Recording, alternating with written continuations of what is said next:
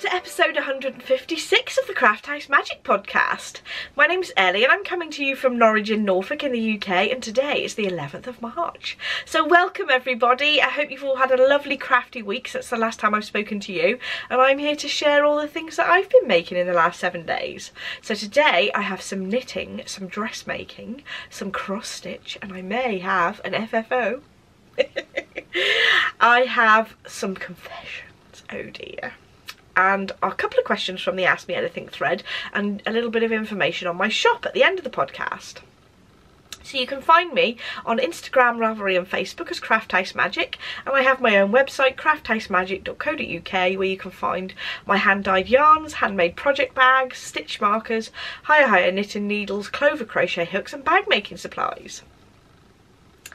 So we have the Craft 20 a day make-along going on, both on the Ravelry group and on Instagram. So you can just post in the group, in the Ravelry group, Craft 20 a day, but also you can use the hashtag Craft 20 a day on Instagram to tag in photographs of your projects that you've been working on. So it's basically chipping away each day at some of those bigger projects, and it can be any craft, and that's going to run right till the end of the year. But of course it doesn't mean that your project has to take right till the end of the year. I will be drawing for prizes in every quarter. So let's get on with the knitting, shall we? So I have a couple of projects that Adam's mum's been working on, and I've been finishing them off. So this first one I have shown you before. This is the lightweight hipster shawl by Joji Locatelli, and it is a gorgeous one skein shawl, which is absolutely brilliant because you can use up those one skeins, those single skeins that you have in your stash that you bought because you absolutely love and you don't know what to do with. So here we go. That's out of one skein of yarn, but I have made some modifications. So when I cast off, because Liz knitted most of it but I cast the rest of the shawl off, there wasn't a lot of yarn to do the little tassels with. So I have, if you look really closely, I have made some of the tassels with the yarn that the rest of the shawl's made of, but then sort of 2 out of the 3 are made out of a plain navy colour, so that I could make enough tassels to really have a nice effect around the edge. Because basically it was like this one here and this one here is one of the original yarns made with the same as the shawl, and then I've added those two between, so they would have been too sparse across the width of the shawl. But with the addition of those tassels, I think it looks fab. There are some really good instructions that Joji's got in her pattern to show you how to do the tassels, and I think she basically says just to attach them below all the loopy stitches that she's used there. So there we are, we've got a properly finished object. I have shown you this before but without the tassels on, but I do think that the tassels give it a nice effect. So I haven't told you what the yarn is, so I'll give you a bit of a close-up of what the colourway looks like. And it's some beautiful sort of dual tones of yarn, and you've got this gorgeous open stitch that just makes a lovely lightweight shawl. That's why it's called the lightweight hipster. There is a more dense version, I think it's using Aran weight yarn, or I think it's Aran weight anyway, at least worsted weight yarn, but this one is obviously a lighter weight version. And the yarn that I used, or I should say Liz used, was the 3 Irish Girls yarn, and I picked this up from Florida when we were on our honeymoon, and it's called the Fire Dance colourway, and it's on the Adorn Luxe base, which is 85% merino, 15% nylon. So there, the skein is 430 yards for 100 grams, and I think that comes out about 390 metres for 100 gram, which is, I suppose that's slightly on the shorter side for a 100 gram skein of fingering yarn. So I can imagine if you had ones that were sort of 400 to 425 metres per 100 grams, you wouldn't have to use an additional yarn for the tassels. Also, Liz is quite a loose knitter, and she did use the needles that were listed in the pattern, so she'd probably use a little bit more yarn up than I would, for instance, because I'm a tighter knitter. But I'm really pleased with that, and that's a lovely little memory of our honeymoon because I bought the yarn there. So that's my first shawl I've got to show you, and Liz has been very busy. She's done another shawl that's completely finished, and this is some of the yarn out of my stash as well. And this pattern I've had on my list, on my to-do list for ages, and this is called the Serge Shawl, and I love the pattern on this.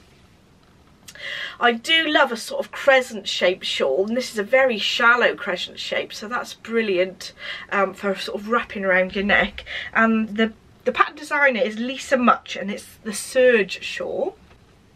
I have given it a block, so this shawl is made of 2 different colour yarns. This sort of darker one is a Hedgerow yarn, and that is in the Japer colourway. And then this sort of sandy, yellowy orange colour is Casual Fashion Queen, and it's called Thorn Necklace, I think. So there we are. That's 2 skeins that I've had in my stash. The first of which I've had in my stash for absolutely ages, the Hedgerow yarn ones. I just didn't know what I was going to knit with it. Originally I did plan to do socks, but I decided that these 2 yarns went together really, really well. And I had the other one as a gift when I went to Florida as well. So that was a lovely little memory being actually knitted up again. With the Serge pattern, I found that there was at least 30 grams left of each of the colourways actually, so there was plenty left to pop into my Cosy Memories blanket as well. So there we go. So I'll try this one on. See, I love this shape of shawl because it's so lovely and long around the sides. So I'd most probably wear it like this most of the time, and I love the ends being really long because there's less risk of them sort of flying off with the wind and things, so I think that's going to be rather lovely. Or you could alternatively wear it just across the back of your shoulders like this. And you can have it like a shawl pin, or wear it a bit further up and have like 2 shawl pins up the top. Yeah, so I love that one. Oh, I didn't try my other one on to show you, did I? So let's put it on now that the tassels are on it. And actually, because this is a 1 skein shawl, that's pretty long for a 1 skein shawl around the sides. I think that's just long enough really to make sure that it doesn't sort of fly off, but you could alternatively sort of tuck these up. And you could just arrange your tassels to make sure that they're all looking lovely. But there we go. It's a nice lightweight shawl for the spring, this one. So those are my finished objects that I've got to show you. I say mine, but Liz has knitted them and then I finished them off. Well, that's those 2. Next, I've got my works in progress. So first of all, I've got some work to show you that I've been doing on my V-neck t-shirt. Now this is going to be difficult to show you because I've got it on quite short needles, but you can just see there that I've started to blend the different colours in. So I started off with this colourway at the bottom, which is a standard Dyeworks colour, and it is Equinox, and this is on a BFL nylon base, and then I've blended it into this one, which I'm working with now. And this one is from Loco, and this is called Robin's Egg, which is quite similar to the first one actually, but just slightly darker. And then I will be blending it into this one, which is a Hedgerow Yarns, and it is the Zen Garden colourway. So the 3 of them together I think look really lovely. And you can see I've got about 20 grams left of the first one, and I'm now working on this one here. There are some stripes of this colourway in the transition between the 2, which you can just about see there. It's difficult to see with it only being, look, I think that row there is the darker one, but it really, I think it's really going to make the whole thing come together as a whole, having this transition include the last colour as well. So I'm so close to splitting for the sleeves there. So it's the V back tee, but I'm going to have that V-neck at the front, and so it'll look a little bit like this. I haven't got a long enough cable to really show you what it looks like on, but once I get down to the proper body section, I should be able to put it on scrap yarn just to see how well it fits around the top here. So the V-back tee is by Hoffman, and it's knitted top down, and then once I've split for the sleeves I can then knit the body and then go back and do the little a short sleeve. It's not a long sleeve on this one. So I have an update on my Cosy Memories blanket. So I've done an entire row, because obviously I can't stop knitting on this once I get started. Oh dear. So I've done 12 squares since the last time I showed you. Starting with this purple one, and as per usual I don't know what half of these are because they were just some little minis in my stash.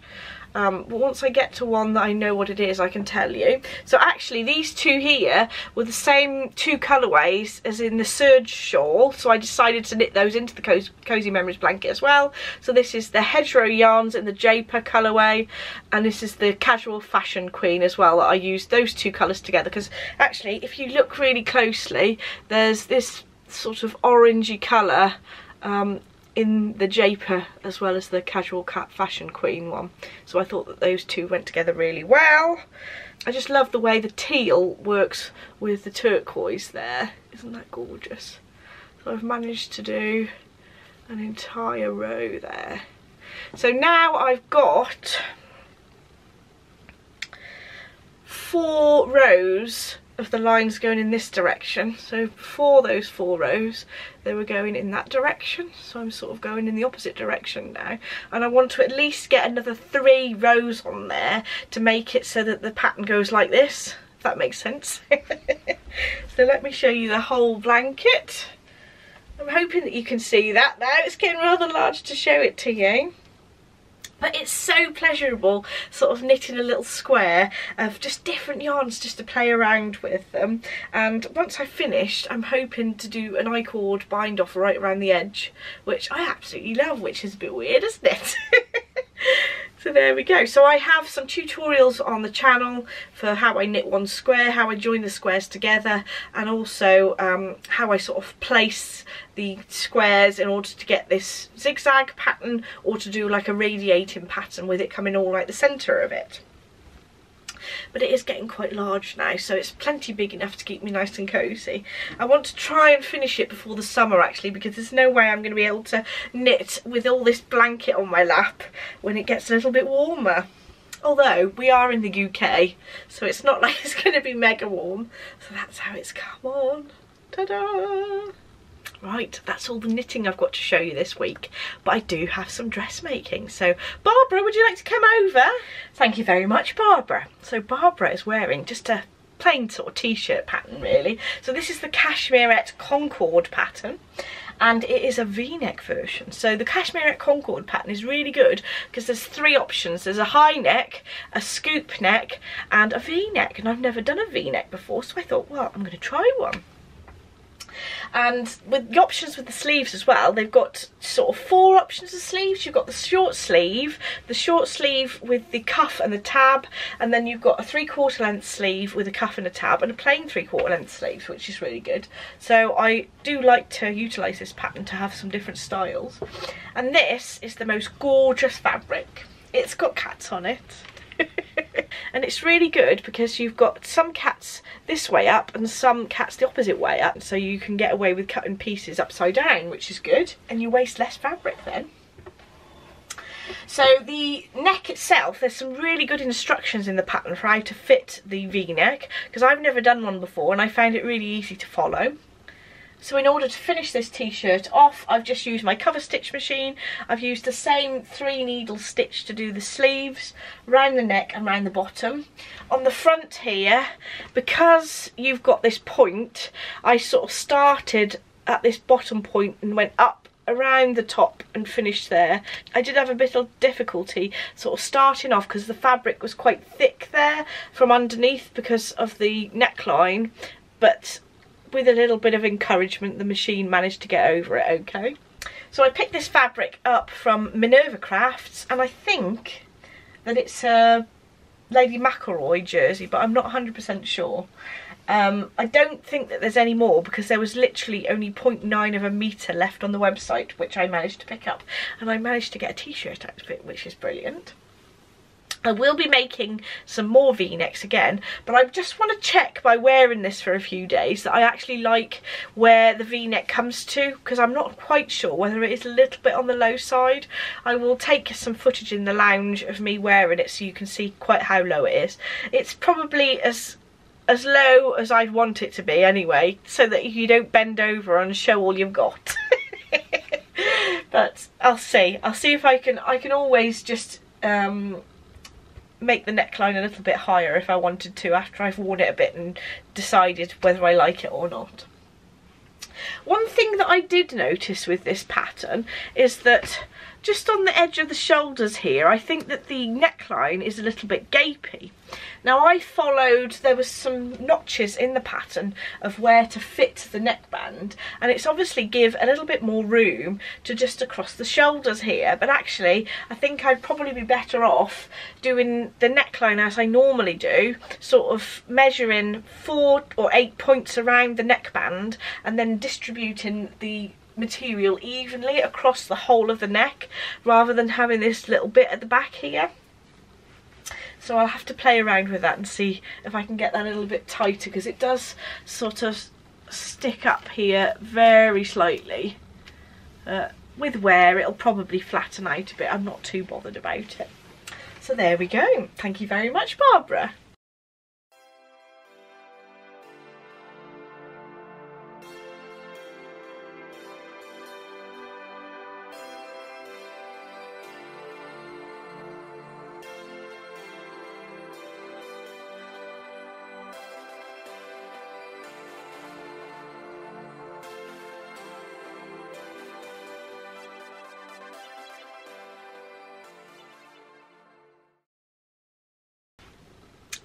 You've already changed into my new bra that I've made.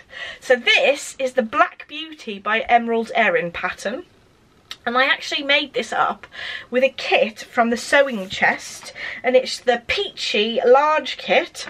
So I've got a list here that comes with the little kit about all the things that are included, which is absolutely brilliant, because sometimes with bra making there are so many different materials that you need to remember that you need. Actually having this checklist is really brilliant, so when it comes to purchasing materials next time I can sort of check against the things that I had for this bra and decide what I want to purchase next rather than having to buy a full kit. So this is for the View B of the Black Beauty bra. So there's two versions of the Black Beauty bra, View A and View B. The View A is where they've used fold over elastic around the top of the front cup here, whereas View B, it's more like an edge of a lace around the top. And I also picked the kit that was good for the larger sizes as well, because I made up the largest size from the Black Beauty bras because well, that's what I measured. I was lucky that I was just within the size range that they'd done. So I cut out and made a 40D, which actually round the body actually fits me really well, but I'm not so keen on the cup fitting. It is much better fitting than the quick sew pattern I have tried previously, but it's still not quite the shape that I wanted. So when I actually put this on me, I feel that there's not enough bust space on this part of the cup, so I'm going to make some modifications to the pattern pieces just to give myself a little bit more space, rather than more of the fullness of the bust being around this side. I find that the boning here doesn't lie flat against my chest like it should do, but obviously I do think that whenever you're making something, there's always some modifications to make, and I think with bra making you're never going to get things to fit perfectly just first time you make a pattern. There needs to be some modifications. So I found that Liz Sews has got a really good channel and loads of bra tutorials, specifically how to construct the Black Beauty View B as well, which I think is brilliant. So I will pop some links to that in the description bar down below. So this kit that I bought from the sewing chest doesn't come with wires, and I found that they did wires on the website, but to start with I thought, well, what size do I buy? So what I did is that I found a page on their website that actually showed you which of their underwires goes with which of the sizes of the Black Beauty bra. And I'd measured myself for the Black Beauty bra using, I think there was 2 measurements you needed. You needed the under bust measurement and also around your full bust, and then you could calculate the size of bra that you needed and also the wire size that you needed.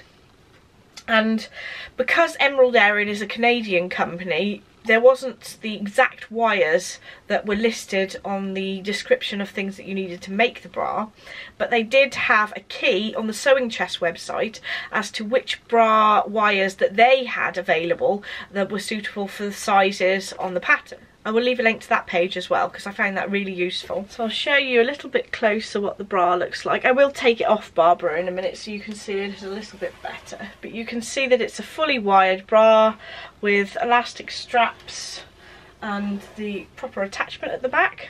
So this bra has got a power bar at the side which is supposed to sort of push your bust forward a little bit, and then a 2-piece cup with the upper and lower cup there.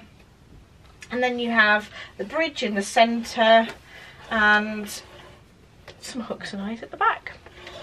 So here's the bra off, Barbara. And I thought I'd show you some of the inside.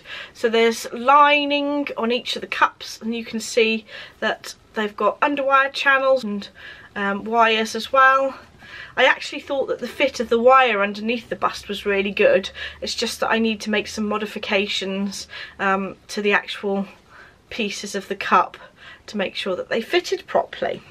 And I thought it was quite sweet that there were 2 little bows that you could add to the bra. So this kit is called the Peachy kit, but actually if you look closely, the cups are in like a peach colour, but the straps are in more of a pink. But I thought that they went together quite nicely, and it was quite fun to make up. So really I should have done like a sort of test sample in the less expensive fabric without the lace, but I really wanted to sort of practice working with the proper lace and the lining together to see how it went. And this lace is so pretty. I think actually this might fit my mum better than me, so I'm going to send it to Mum. She was very excited when I told her this. But it's not too far off, it's just not quite there yet. And when I do go to Marks and Spencer's to get my bras normally as well, I do find that I try at least 15-20 bras on before I find the bra that really fits me well. But I am pleased that I'm really getting into actually making them again, and what I'm going to do is actually do what I said on my Make 9 list, is use the pattern pieces that I'd made from an M&S bra that I bought last year and make one up with these sort of fabrics, and just to see how whether I can replicate it or not. But now I've had the experience with using the right materials, and also the instructions in the Emerald Erin Black Beauty bra are brilliant. It goes through every little step, and with the tutorials from Liz Sews as well of how to sew it, I just feel a lot more confident about making bras. So I will leave those links in the description bar down below if you want to make your own bra. So that's all my dressmaking that I've got to show you today, but I do have some cross stitch to show you, and I have a finished object, a fully finished object. I'm so pleased that I finished this. So this is the Country Cottage Needleworks Winter Welcome, and I basically used all the call for threads. I actually used the hand dyed green, or one of the greens, and also the hand dyed sort of blue for the house, but this house colour came out really light compared to the rest of it, and it didn't stick out as very blue compared to the white. So what I actually did is I found like a cornflower blue thread, and I used 2 threads to work over the house again on top of the cross stitching that I'd already done, but I just did half a cross stitch so that you can actually see some of the colour from the other thread underneath. Because I thought that otherwise it was a bit of a waste of time doing it twice, but I thought that that worked quite well. There's also some sparkly bits. I love the fact that the doorknob is sparkly. And I've just popped it in a frame that I already had in my stash. It could do with being slightly shorter here really, but I think it'll do for now. I can always put it in a different frame.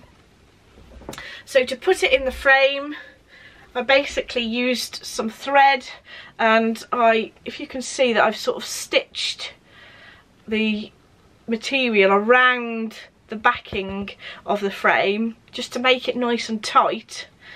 So I can take it out if I wanted to. If I cut these threads, it isn't glued to it or anything, so that should be fine. And it's finally finished, so I'm pleased about that. I can start something else.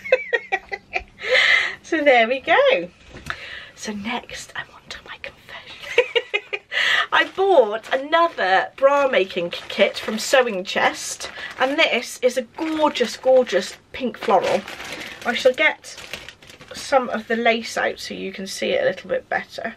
So this is the lace I'm going to use for the bra. I'm very, very tempted to go ahead and use this kit just to make up the pattern pieces that I made as a copy of the bra that really fits me well, rather than just testing it out. I don't know, I just really enjoy working with the really lovely fabrics. So the first kit I used, actually I ended up with a few things that were left over. I did end up using all of the sort of the lace tulle for the top of the bra, but I did have quite a lot of power net left, and it does look like there's some extra pieces of power net for this bra as well. So the actual duoplex material to line the cup, there looks like there might be plenty of that as well, and that's in cream. And then everything else is sort of either cream or to match the pink lace. So I'm very excited to have a go at those. I will leave a link to these kits in the description bar down below, and I may have to put another order in so that I've got plenty of bra making things to actually put together some bras that really fit me well. Once I've got that pattern sorted, I will be making a load. I hope so anyway. Do you know, last week I went to put a link to some fabric on for the podcast show notes, and I ended up on the Fabrics Galore website, didn't I? Look what I bought. I've been thinking I need just one more pair of pyjamas so that I've got sort of basically a whole handmade pyjama drawer. And I've been looking at this for a while, and I thought, oh, I'm just going to get it, because what happens if it gets sold out? And then I will be distraught. This is a donut jersey, cotton jersey fabric that I just thought would be absolutely perfect for pyjamas. I bought 2.5 meters so that I'd have enough to make the top and the bottoms with the same, just because I think this print, I just want it everywhere. And how cute are those donuts? It's a lovely quality cotton jersey. I have actually washed this already and it's come up really nicely. You can tell by the way it's all curling up at the edges because I haven't given it a press, but really feels like a nice quality one, that does. So, new pyjamas hopefully. So that's that one. And then I was wearing this fabric last week and I thought, what will I do if this wears out? I really need some more. I just need it. I've been thinking about what floral fabric can I do another Zadie dress in, and I just haven't seen any that I really, really love. And I already have a t-shirt in this art gallery fabric, and I thought, you know, that would be perfect for an entire dress for sort of summer, and because the background's like a bluey grey, quite a flattering colour to wear, I think. So I thought, yes, go and get yourself 2 more meters of this. So I purchased 2 meters from Minerva because it said that they were low in stock. So I was totally drawn in. So this is an art gallery jersey. Now this is really expensive, this one. So the donut fabric I think was sort of £16 a metre. This is £25 a metre, which is expensive for a jersey. But I absolutely love this fabric. And do you know, when I wear my t-shirt, which is made out of this fabric, it just makes me so happy. So I thought, I need a happy dress as well. Oh dear. So this weekend I've got to do at least 2 garments to use some of the fabric out of my stash to justify my new purchases, I think. Yes. Some more sewing time for me. And my yarn, my last of my yarn purchases from last week arrived. I just thought this was a brilliant idea. So this is from Henny Penny Makes, and it's the cutest little packet of 5-gram minis. I thought that'd be brilliant to go in my little Cosy Memories blanket. Or my new one, we'll see. I don't know whether to just keep carrying on to add to this blanket or whether to start a new one. So I don't know. I'll have to see. Whether I should just do a new one all in blues. That would be quite cool, wouldn't it? These are beautiful. So they're 5-gram minis and they're wrapped around the little thread holders, which I thought was a brilliant idea. And that will be just enough for each of the squares for my Cosy Memories blanket. And I'm going to have to get started on those because they're ready to use. It'd be rude not to. So those are from Henny Penny Makes. So Henny Penny Makes is run by Erin and that's her card. So that's from the last of my yarny purchases, at least for last week anyway. So I've got a couple of questions from the Ask Me Anything thread in the Ravelry group. So if you have a question, if you pop over to the thread on the Ravelry group and ask away, or you can drop me an email on crafthousemagik@gmail.com as well. So I have had a question from Katie about my wedding dress. I haven't had a chance to get it out of the attic yet, so I will try and do that for next week. So I will be answering your question, Katie. Sorry about the delay. I have a question from Erin. And she was asking me, when I'm dyeing yarn, am I inspired by the songs or the colours first? Now, it does vary a bit. It depends. Sometimes I think, oh, so if I'm watching a music video from a song and I sort of see some really nice colours that I'd like to use, I sometimes have it like that. And then I'm inspired to call it by the song title.